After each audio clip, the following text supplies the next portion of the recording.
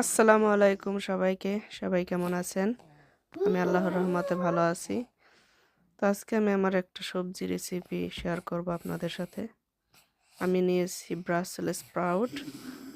এই সবজিটা আমার কাছে দেখতে পুরো বাঁধাকপির মতো লাগে, বাইরে থেকে এবং ভিতর থেকে। এত কিউট, এত কিউট যে ভাষায় বলে বোঝানো যাবে না। দেখাই আপনাদের, এত ছোট একটা বাঁধাকপি, শুধু বাইরে থেকে না ভিতর থেকেও দেখতে পুরা বাঁধাকপির মতো।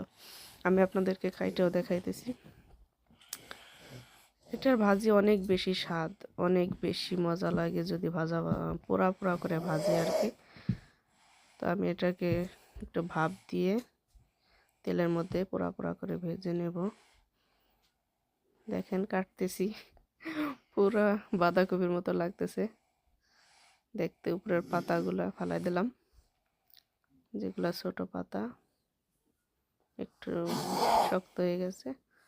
ভিতরটা দেখেন একদম বাঁধাকপি, কি সুন্দর না? আমার কাছে অনেক সুন্দর লাগে। আল্লাহ কত নিয়ামত বানাইছে আমাদের জন্য, না? কত সুন্দর। আলহামদুলিল্লাহ, আল্লাহর কাছে অনেক শুকরিয়া। আল্লাহর নিয়ামত দিয়ে আমাদের জীবনটা পরিপূর্ণ করে দিছে। ভরপুর নিয়ামত আছে আমাদের জীবনে, আমরা হয়তো সেটা অনুভব করি না বা করার চেষ্টা করি না। এই যে সবগুলা কাইটে আমি ধুয়ে সিদ্ধ করতে দিছি। গাজরও নিছি, মাশরুম নিছি। গাজরগুলা কাইটে আমি একটা একটা করে সিদ্ধ করব, কারণ সবগুলার টাইম একসাথে সিদ্ধ হবে না। কোনোটা আগে কোনোটা পরে হইলে পরে সুন্দর হয় না জিনিসটা।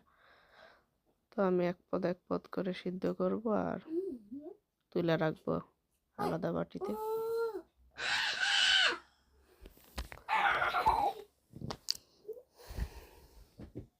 দেখতেই থাকেন শেষ পর্যন্ত ভাজিটা কীরকম হয় আপনারা জানাবেন। কেউ যদি খেয়ে থাকেন অবশ্যই বলবেন এটা স্বাদ কেমন। আর যদি না খেয়ে থাকেন, হাতের কাছে এই সবজি থাকলে ট্রাই করবেন বাসায়। মাশরুমগুলো আগে আমি ধুয়ে নিছি, পরে কাটতেছি। কাটার পরে ধুইলে মাশরুমের মধ্যে অনেক পানি ঢুকে যায়, আর কাটার আগে ধুইলে উপরে যে অল্প অল্প মাটি থাকে কোনোটার মধ্যে লাগা, ওই মাটিগুলো সুন্দর মতো ক্লিন করা যায়। কাটার পরে যেটা সুন্দরভাবে করা যায় না। আমার মাশরুম এভাবে আমি সব কেটে নেব। সিদ্ধ শেষ, বাজি আমি 60% সিদ্ধ করছি, বাকিটা বাঁচতে বাঁচতে হয়ে যাবে। এই তো নেড়ে চেড়ে সব বাজি করে নিচ্ছি। একটু পোড়া পোড়া বেশি হইলে এটা স্বাদ বেশি।